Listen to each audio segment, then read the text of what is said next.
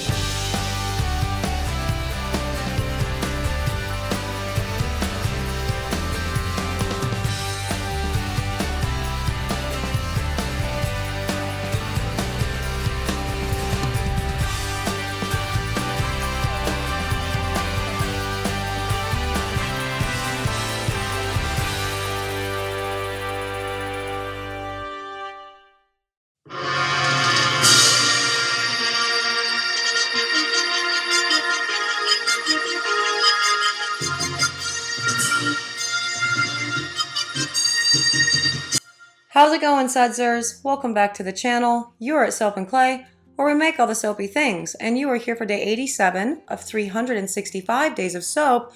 And yeah, the Soap Apprentice is tackling Tatooine. You know, kind of where it all began. Tatooine has two suns. It's really super hot there. People compare it to Mars, but in all actuality, it really shouldn't be compared to Mars directly because this feels like more of a rip from Dune. But we are also continuing to work with justsense.com for this, and I don't remember the scent that the Soap Apprentice selected, but of course we go through it in the video, and I'm sure it was a clever selection. Probably something to do with the name, like red sand or something, or two suns. Two suns, one shadow. I apologize in advance for the geekdom that I'm about to do during the voiceover of this pour, but it's coming. It's coming. So let's get to it. Wow, that was a lot of information to have in one title screen, wasn't it? We have to go back and rewind it and watch it a whole bunch of times. But also, I just think that's the point of that crawl. Make it super fast, put a lot of info in it. Ha ha, funny, funny. So the Soap Apprentice is doing Tatooine today, guys. You know, Star Wars. And we are using Just Scent again in this. And the scent that the Soap Apprentice selected was Gypsy Soul. Now, I did not really talk about the problems that I had when I went to justscent.com any more than saying I was worried because they were owned by Wholesale Supplies Plus. They are currently owned by Wholesale Supplies Plus. My biggest concern was that it would ship really slow because Wholesale Supplies Plus is known for shipping slow. Just Scent did not. They shipped the next day, so that was nice. Now, this scent blend says top notes of lemon sparkle, coconut, and golden saffron. Ooh, expensive. Middle notes of cherry blossoms, pineapple, and star jasmine. Bottom notes of sandalwood, patchouli, cedar, musk, and vanilla. Soaping notes say blended nicely, no acceleration, no water discount, medium brown discoloration, which makes sense because the vanillin content is 2.9%. So I assume that she is going to be working some brown discoloration into her design. Now those two things on the left, those are the two suns of Tatooine. Tatooine has two suns. And as I said in the title card, if you want to know why there's two suns and only one shadow thrown from two suns, Google it. You can go down that rabbit hole all on your own. And what a rabbit hole it is, let me tell you. So yeah, you can go do that thing. Now, for Tatooine itself, yesterday I talked about it being about, Star Wars not being based on a book, and that is true. But let me clarify, okay? It was not based on a Star Wars book or series of books. But George Lucas definitely drew a lot of influences from other books and TV shows and all of the things. So, what do we know about Tatooine? Well, Tatooine is in the Tattoo system in like the Outer Rim. I think that's actually what it's called. So, like the far reaches. Nobody wants to go out there. And it is a dry, hot, desolate planet full of gangsters and crime lords like Jabba the Hutt. And it has 2 suns, and therefore advanced aging, which actually it accelerates the aging process because 2 suns, and we all know that all of that extra UV just wreaks havoc on your skin. But it also explains why Obi-Wan Kenobi ages so very, very much from Ewan McGregor version to, people are going to come at me in the comments, but the guy who originally played Obi-Wan Kenobi. What was his name? You know. You know. So that explains that. It also explains why Mark Hamill, who was supposed to be Luke Skywalker, who was supposed to be 19 at our first meeting of him, looks 30. A lot of sun. Advanced aging. All of the things. But Tatooine in and of itself, it is mostly based on, well, our Mars. That's what we know it as, like in our system, right? But also a planet from Dune, which apparently George Lucas was a big Frank Herbert fan, for sure. And that's pretty cool, because I'm a big Frank Herbert fan. I love Dune. I thought that was a great book. And I think I want to say he actually came from up here, because in Tacoma, there is a trail or a park that was recently just opened in the last couple years or whatever, and it has all these cool slides, and it's named Frank Herbert or Dune Trail or something like that. So my assumption is that he came from here. So that's fun, right? And also sculpting soaps, also fun. Well done, Soapprentice. Now, just like with the last one, I have not seen this bar. I've seen none of these bars. I have not seen this footage. I have not smelled these bars. I have done none things with these bars, and I am, for this particular one, editing everything as I go today, because I really am interested to see, kind of for the first time, what all the scents do. And this one has not done anything crazy. So I love that for the Soapprentice, because when scents go nuts, nobody has any fun. But yes, so Tatooine, most directly based really on Mars, and a planet from Frank Herbert's Dune. But Tatooine was not always so dry and hot and dusty. It used to be a very rich, green, water-based planet. And we don't know why it changed. We don't have that information.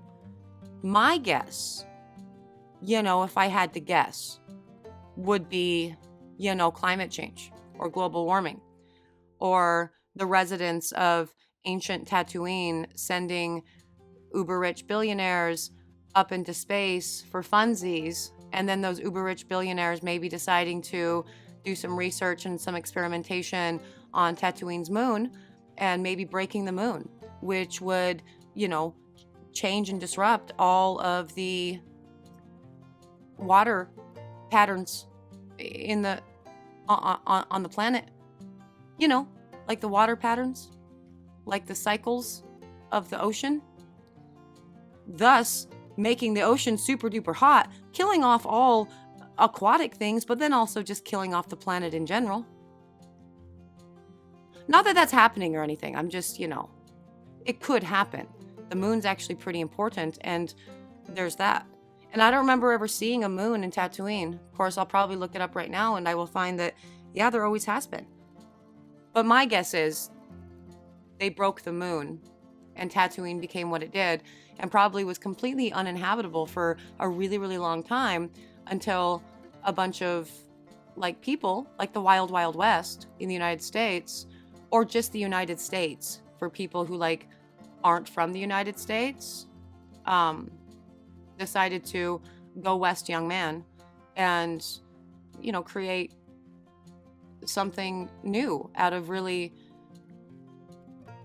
interesting places, which is how the West was born out here. And I love that because I'm from the West, so that makes me happy. But I'm not like a criminal or a gangster or anything. That was we just moved to the West to farm. And by we, I don't mean my direct family, like my immediate. I mean the people who came before me that took me to the West. You get it.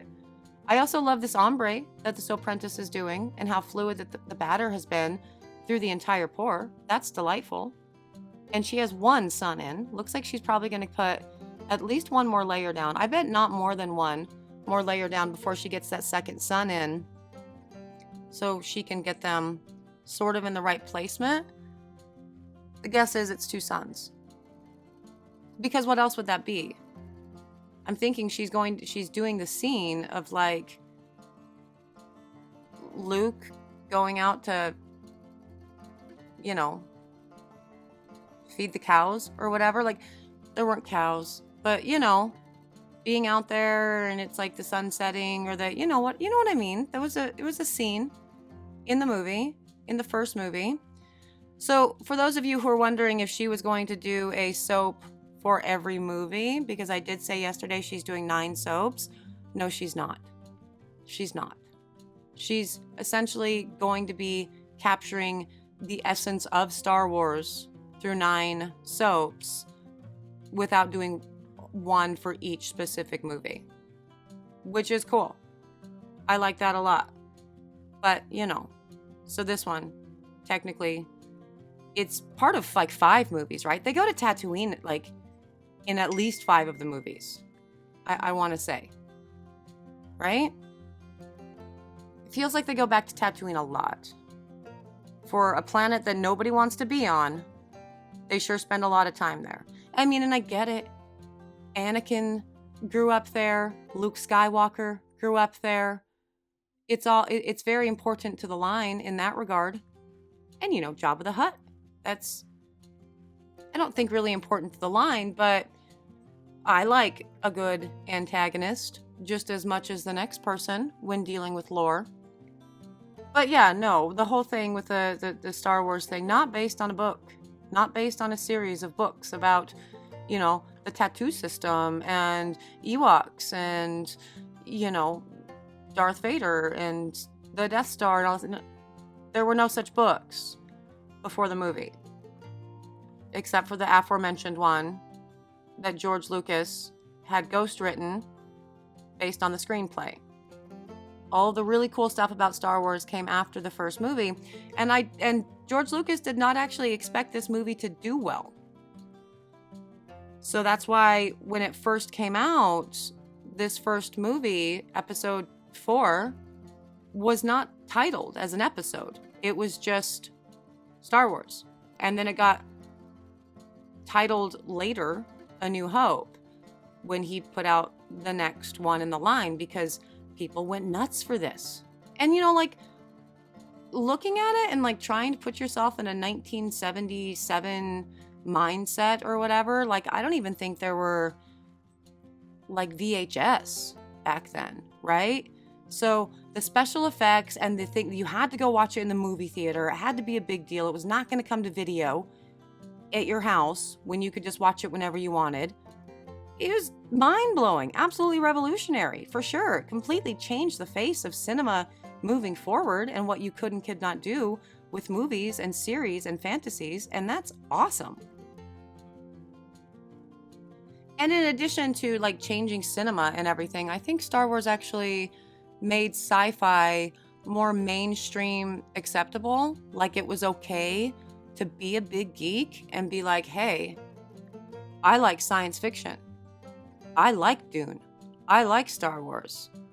And then Star Trek. I think Star Trek was before this, wasn't it?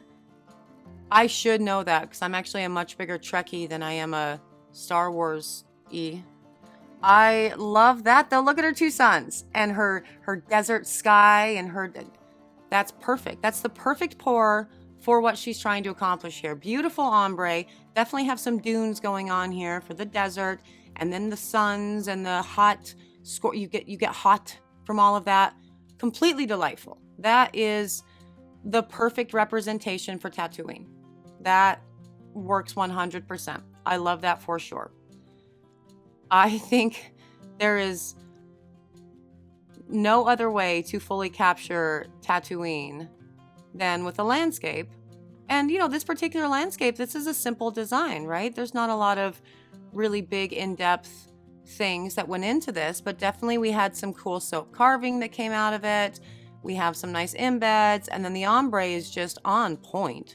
She did such an extraordinary job with that, and it all yields just the perfect landscape soap for Tatooine, which is great. You pair that with yesterday's bar, which was a cool galaxy, and of course I'm down for that. You have the makings of a very awesome fan soap theme, my friends.